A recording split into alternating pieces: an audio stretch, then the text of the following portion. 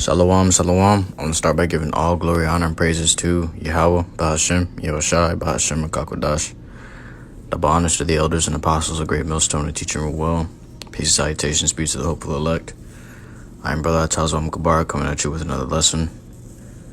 Through the spirit and power of Yahweh, Bahashem, Yahushai. This is not really much of a lesson, but I wanted to get in on a testimony of mine for a dream I just woke up from about 2 hours ago. So I wanted to share this dream with you brethren and you Akim, and this truth and in this faith. So in the dream started off, the setting was in Jacob's trouble. And we were like, in the climax of things, where we were reaching the climax of things, all right? The climax is when Yahushua returns. But we were reaching that point. We were getting close to it. And in this time, I don't know if you guys ever seen the show Black Summer on Netflix, but it was literally like that. People were running around like chickens with their heads cut off, and people were getting robbed and killed and raped and murdered and used, in these days. But the hot topic in these days were the prophets. In this dream, in those days, the hot topic was the prophets. People sought the prophets for because they had bounties on their heads. So people sought the prophets to put them to death and gain the bounty, okay? Because these men had, millions of dollars or credits or whatever they're going by in those days. They had millions of it, placed upon their heads. And so you had people literally traveling from other countries. There were people traveling from other countries just to come to America and hunt down the prophets as if it was a sporting game. So, in that day, the prophets were, they were a rarity. So people hunted them down, and a lot of them were killed off. But people were hunting them down to get the bounties off their heads, and people were seeking them to, understand the times that they're in and to get insight on what's to come. Because everybody in this time knew that Yahushua was about to come back, because the world was in complete chaos. It was like the control and the order, all of it was lost. There was no more control over the people. And they were like, they were running themselves. Esau couldn't control them anymore. All Esau could do with the people was kill them. All Esau could give the people was death. So, in this time, and this dream started off with me being with two other brothers in the truth, because, we had, in the dream, we knew that we had brothers with us. In the beginning, we knew we had brothers with us, but they were killed off, and some were separated from us, due to being thrown into FEMA camps or into prisons or whatever it may have been. But a lot were killed off. And in this time, man, it wasn't a time where the time we were in, it wasn't a time where we could just, kick it back and relax. No, it wasn't like that at all. Okay. The two men that I was with, they were brothers that are part of my camp. The two men I was with, we were we were traveling. We were like pilgrims among the earth. Scripture says, in those days, be even as pilgrims among the earth. So we were like pilgrims among the earth, man. We were, whenever there was commotion outside or rioting or whatever, we would try to slip through the crowd, get around and get out of there. But we'd have to, we'd have on hoodies and stuff like that. We were having things covering our heads, so our identities wouldn't be revealed, because these people basically memorized our faces because we were wanted. There was posters of us, they had our pictures up and stuff, and people knew what we looked like. So everybody wanted in on that money. Everybody wanted, to be wealthy or rich again. They wanted to feel some kind of comfort from money, from mammon. So they were literally hunting the prophets down. So in this day, in that day, we were in a house And what we do is we travel to a house, and we'd lodge there for one night because we couldn't stay. We couldn't stay any longer, or we get, they'd find us and kill us. We'd lodge there for one night, and we wake up early in the morning and leave. We'd get back to traveling. So, and this time we woke up, and the two brothers that were with me, we woke up, and we felt something was off. So we were like, the brother that, that was over me, he was like, we're surrounded.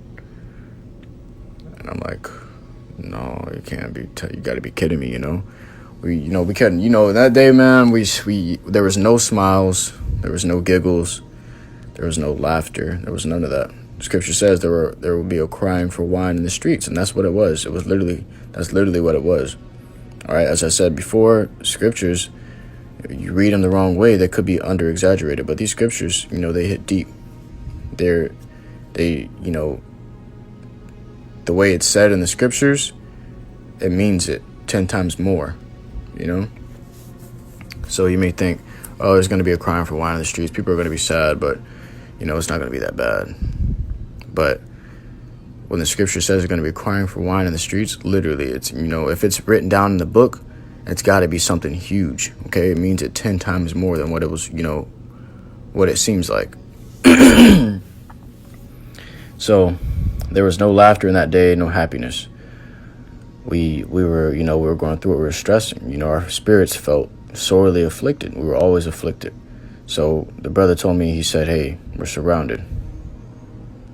I'm going to just say brother number 1, and then brother number 3. I was brother number 2. So brother number 1 told me, he was like, hey, we're surrounded. I was like, no, you got to be kidding me. We got up. We barely even spoke to each other in these days, man, because we felt like we were constantly being listened in on. Somebody was constantly listening on us, or we felt like we'd be found if we spoke too much. So, we got up and we walked outside of the front of the house, and there were soldiers everywhere, all throughout the streets, had their guns locked in on the house. As soon as we walked out, we were just like, our jaws just dropped. We're like, no, automatically, panic started to course through our veins. We turned around, we ran back to the house and closed the door, and they started shooting the house down. And we were running. We ran to the back door. We got out the backyard and we hopped the gate, the backyard. We started running down the street to the backyard. And the soldiers were quick, man. They came through they flooded the house, came to the back quickly, and they were already on the streets. You seen soldiers kneeling down in the streets. And we're running down the street, which felt like forever, which felt like the longest street, man. We're running down that street, and it was me and the two brothers with me, and one of the brothers was behind us. And he was grunting, like he was grunting really badly, like he was running out of breath. He was, panting really badly. And then he was like, he was trying to speak, but he couldn't speak because he was out of breath. And, was out of breath so bad. But he was trying to, get our attention. He was, hey, he was panting. And it was a scary thing. Because while we're running, there's bullets flying right past our face. Scripture says, thou shalt escape by the skin of their teeth. You're going to escape by the skin of your teeth, man.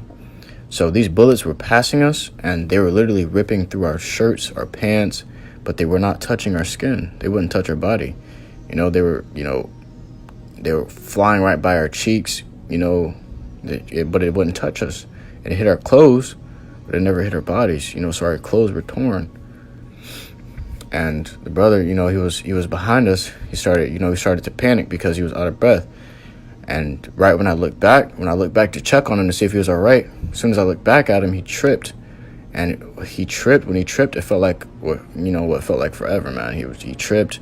He stuck his hand out to reach for me so I can grab his hand. And it felt like I was watching him fall in slow motion. And right when he was falling, the bullets just started pounding on the back of his body, on the back of his head, on the back of his back, the back of his legs. And then he fell to the floor, and you didn't have time. And in that day, man, it was like you didn't have time to stop and to lament. You didn't have time to stop and to cry, or time to stop and to hold. and hug and pray for. You didn't have that kind of time, okay? All you had time for was to move. You only had time to move. So I saw him drop, and my heart just dropped with him, man. And I started crying. The brother with me started crying. While we're crying, tears running off our face and flying behind us because we were running so fast. We were running for our lives. We couldn't stop. We saw him drop, and we just couldn't stop running. The things that you want to do, you couldn't do in that time. It was a time of pure sadness and fear and circumspection. Okay, so when we escaped, we reached the end of the street, and they were standing over him, mowing his body down. He was unrecognizable, mowing his body down with ARs. So we escaped, and we ended up running into this house. We ran into this house. Like, the dream, it felt like we were dwelling in this time for months upon months, or maybe even years. It felt like a long time we were living this way. So when we ran into the house, I don't know if it was right after we lost a brother, or if it was months later. But I remember going into this house, and it was like a Muslim or Arab guy, Ishmaelite, and he was really, he was really wealthy. He had food. He had the things that people desired. He had food. He had protection. He had a lot of men in there with guns and stuff. I don't know if he was a drug lord or what, but me and brother number one was the only brothers left. It was just me and him. And this was a time to be circumspect. You didn't have time, for anything else but circumspection and moving. All right. Scripture says, wisdom and knowledge shall be the stability of thy times. All you could do was be wise and have knowledge. You had to be wise of everything. You had to question everything. So him and I, we were sitting at the table, and the guy was telling us he had food laid out all over the table. He was telling us, he said, hey, I know y'all, man. I know you're all the prophets that everybody's looking for. He said, I just want to know. I don't want to hurt you or anything. I just want to know what's coming. It's what he was saying. He said, I want to know what's coming. If you can tell me what's coming, if you can tell me when, excuse me, so lucky.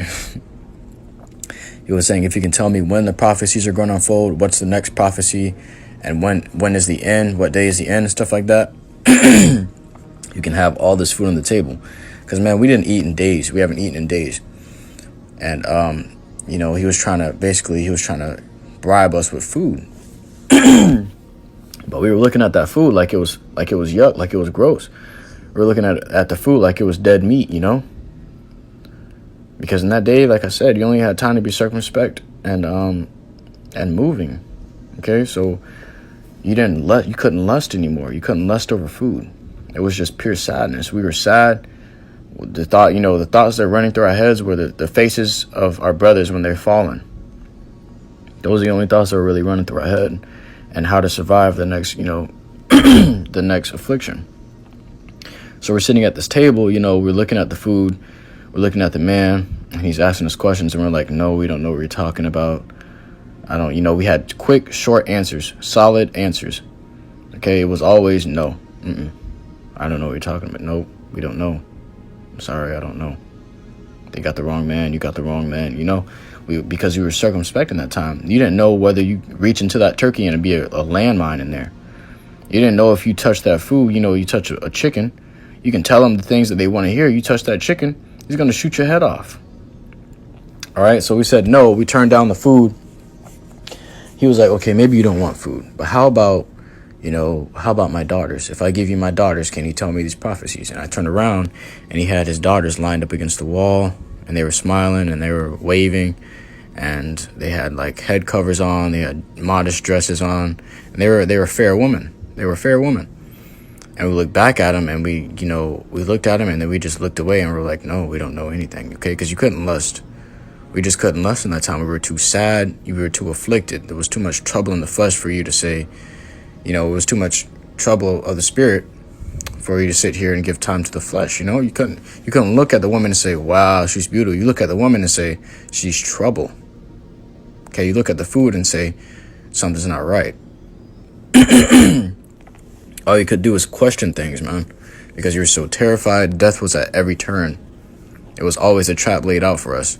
So we had to be circumspect always. And we looked at the daughters, and we looked at his daughters, and we were like, nah, man, we don't know anything. I can't tell you what's coming because I don't know. That's all we were saying to him. He was like, all right, get them out. Let them go. Get them out. And he sent us about our way. We didn't accept any of his offerings or anything like that. He just sent us about our way. We knew that we were fine anyway because the Lord was protecting us always. So we were walking, in faith of the Lord. That is the only way we survived. That's why we had bullet holes in our shirts, but no bullet wounds to our bodies. So we left, and it could have been a space of another month or so, maybe weeks, maybe days, but we came into another house. And in this house, it was like abandoned. Like it was abandoned. We usually went into like abandoned houses and stuff like that. The last house we went into, the guy had inquired of us and he brought us in. So in this house, it's like the second place we went into in my dream that I recall. We were walking down the hallway, and it was like, it looked abandoned, burned down, stuff like that. There was a few fires ran through there, but people still like dwelled in there, So we had to be careful. It looked like a hotel / apartment type deal. We're walking down the hallway, and there's just a bunch of rooms in there. So there's this one room at the end of the hallway, and then there's a left turn leading, like the hallway leading to another side of the building. So at the end of the hallway, there's this room, and there's this woman standing outside the hallway. Or she's standing outside the door, and she had a bra on, she had panties on. And this time, man, you look at a woman like that, and this day, you're like, damn, who was that? Let me go talk to her. But in that day, we looked at her like she was deadly, like she was, a trap. Okay?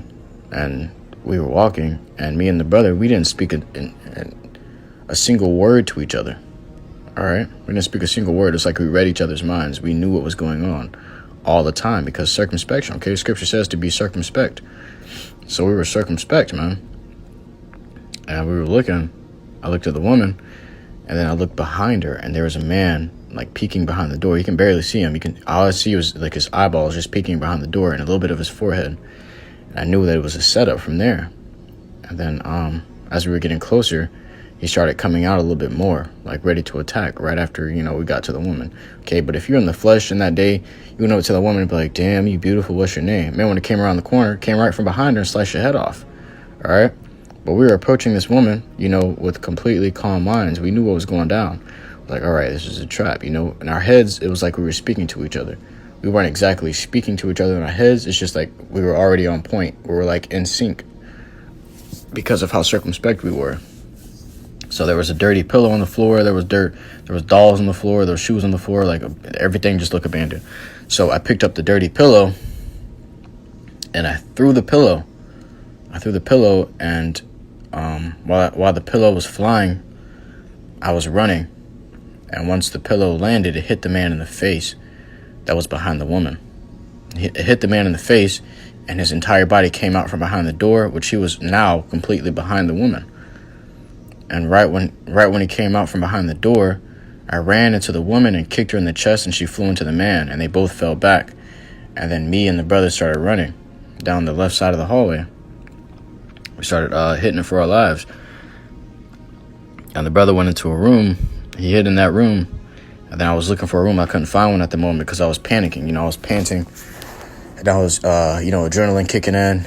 And I was just looking, I was moving very fast at the moment. So I opened the door that he was in. He was like, I'm trying to hide, close the door.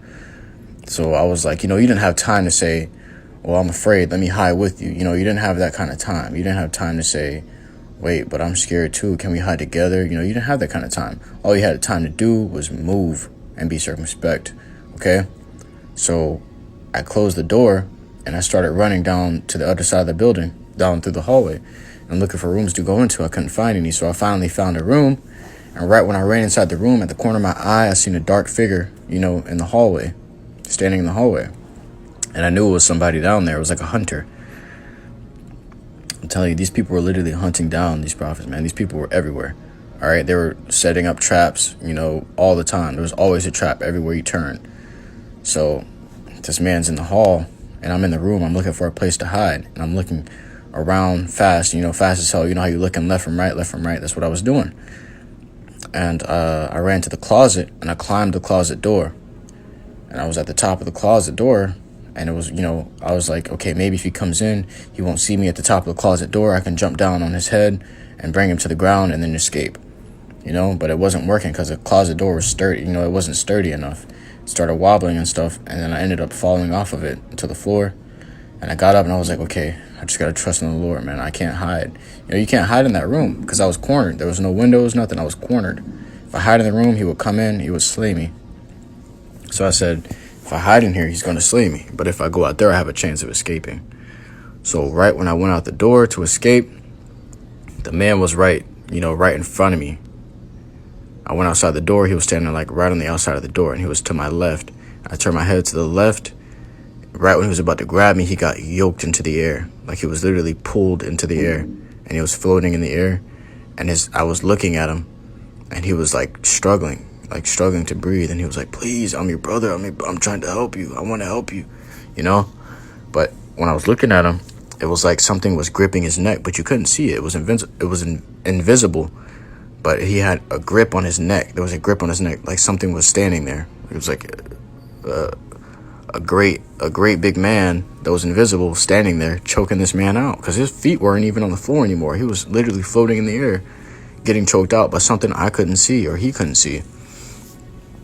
And what this would seem like was I was choking him out with telekinesis, but I really didn't lift a finger.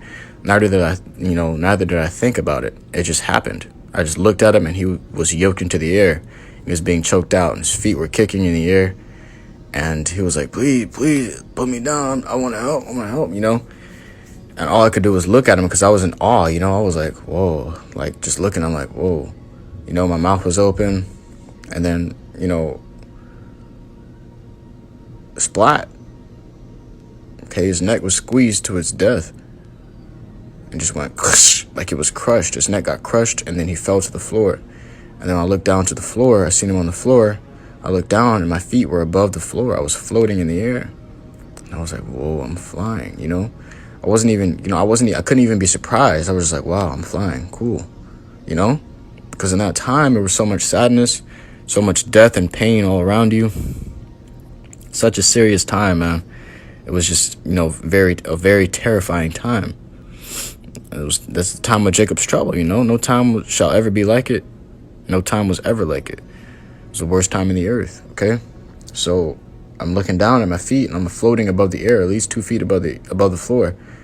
And I went to go help my brother that was hiding. To go help my other brother. I found him. When I found him, he met me in the hallway, in the middle of the hallway, and he was flying too. We were both hovering above the floor.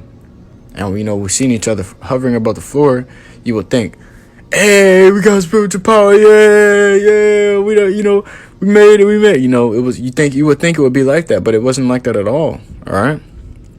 There was no happiness. We seen each other and we were just like, all right, where are we going next? And, we were just like, okay, let's just keep moving. We got to keep moving. We can't stop now. We got to keep moving or we're going to get caught, It wasn't a time to sit and rejoice. It wasn't a time, you didn't have that kind of time. All you had time to do was move, okay?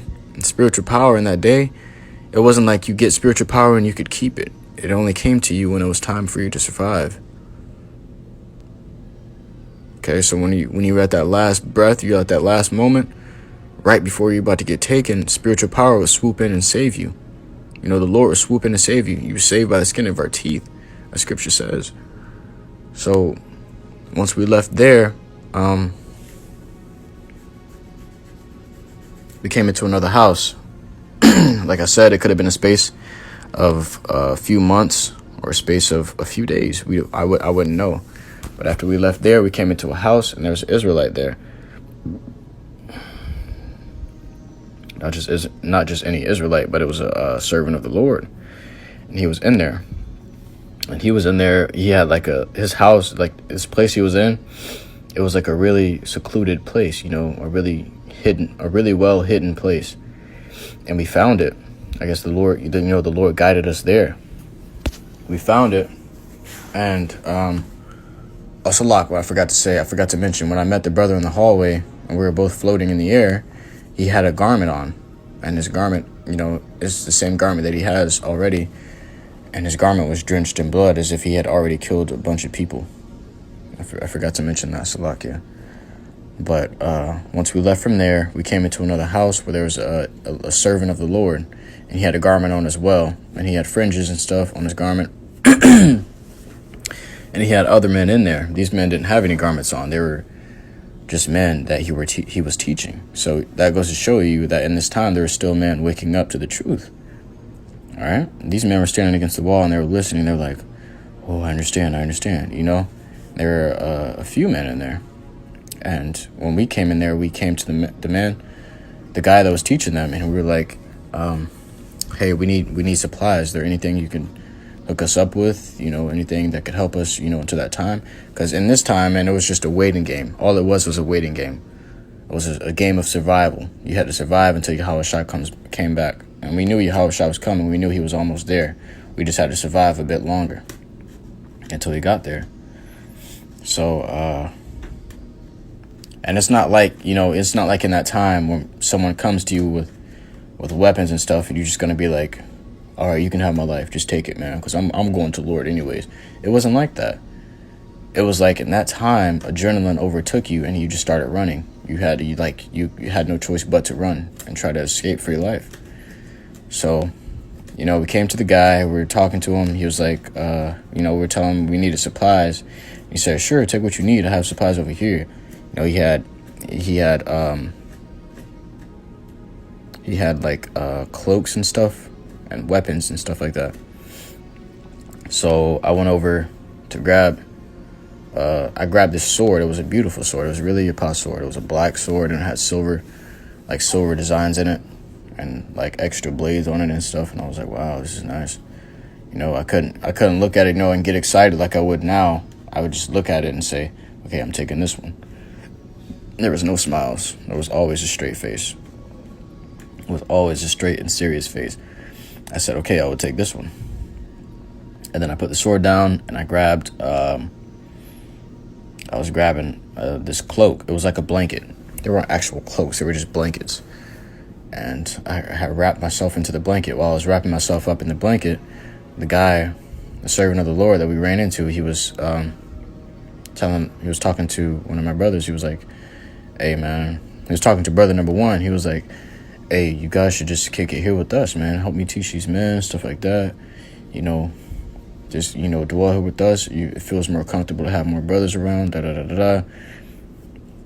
Brother number one was like, no, we can't do that. Salakia, the water, for the, the hospitality and stuff like that. But we can't do that. And, because, in that time, you don't want to be, you want to keep your circle small. And that day, you don't want to be running down the street from the cops with 50 people, okay? People are bound to die. People are bound to die in that day. All right? So it's like, he was telling him, no, we got to keep moving. We can't stay still. We can't stay here. We have to keep moving, always. He was like, all right, I understand. But I grabbed the cloak and the sword. One of the new brothers ended up picking up my sword. I was like, hey, give me that back. I was like, oh, I'm sorry. Here you go. They had deep respect for us. People had deep respect for us, like we were celebrities or really famous men. Okay, because people sought us for prophecies, for guidance and to hear the times that we're in and the times that we're coming into. But at the same time, people sought us to kill us. People sought us to betray us. We had people that were with us that betrayed us. When they got caught, they gave up our location, they gave up our spot. That's why we had to keep moving, because people would see us and they would say, oh, they're over here. Oh, they're over there, So we had to keep moving always. But that was basically the end of that dream. It was a serious time. The point of the dream, it was a serious time to come into. There was no happiness therein. You couldn't lust over a woman. You couldn't lust over food, because like I said, with the woman that was standing at the door, the guy was standing behind her, laying up a trap for us. The woman was saying to us, she was saying, you can come in here, I have shelter, I have food. You can come here to me, I have shelter and food, and stuff like that for you. The flesh would say, oh shit, let's go, we're going to be taken care of, we're going to be good. But we were circumspect. We were observing her every move. We were observing everything around her. We weren't going to go in there either way she sliced it, even if she had a man in there, or even if she didn't have a man in there. Because we were so circumspect, we couldn't trust anyone. We just couldn't trust anything. We questioned everything that came our way. And at every corner, at every turn was death. Death was waiting for you. All right, death was chasing you throughout the streets, and you had to escape. Okay, we barely made it. But that was, right when we left from the guy's house, where I got the sword from and the blanket from to cover myself up in. Right when we left from there, I had woke up and I was like, oh my goodness, we gotta do a class on this, man. But hey, Scripture says wisdom and knowledge to be the stability of thy times, man. That's the times you're gonna have to dwell in. Okay, it's better to be in the house of mourning than the house of feasting. And that day was nothing but mourning, all right? So we got to get your spirit used to these kind of things. Get your spirit used to fasting, Get your spirit used to things like that, weaning yourself off from that kind of stuff. Because the flesh is always gonna, come for you. It's always gonna try to take you down, and you can't let it. And that time, it was a lot harder. It was a lot harder for the flesh to, it was a lot harder to dwell in the spirit. It's a lot, because the flesh craved so much. But your spirit, the men of the Lord, their spirits were so afflicted, that they couldn't crave anything. They really couldn't crave. It was hard to eat. We were looking at that food there on the table, man. We were like, nah, I'm good. All right, even though we hadn't eaten in days, our minds there was so much on our minds. Our minds were running like freaking motorcycles. We couldn't eat. It's not that we just didn't, it's not just that we didn't want to eat, but we couldn't eat. We couldn't stomach it. We'd probably throw it up from all the shit that we've seen. But that's the spirit that the Lord's going to put on these men in these days, man. This is going to be the worst time we're ever coming into. The worst time that there will ever be. I just wanted to bring that out so that this would help brothers in the faith. This will help brothers understand the times we're coming into is a serious time. It's not a laughing matter. Okay, it's good. Okay, it's good to rejoice now, because hey, we know that the time is nigh and the time is almost up. But in that day, it's not going to be so sweet, because it's going to be a constant affliction, day in and day out, no rest. You're going to sleep for a few hours, maybe a few minutes. You're going to get up and you're going to have to move. You have to keep moving, because they were hunting us down for sport. And a lot of brothers had died from being hunted down. The Scripture says they will persecute thee. So those are the kind of things we got to be prepared for. So prepare your minds. Always got to prepare your minds. With that, I want to say, call Allah, Yahweh, Bashim, Al-Shai, Bashim, Al-Kakadash. Hope this was edifying to you, hopefully, like men, and you servants of the Lord out there. Until next time, Israel, Shalom.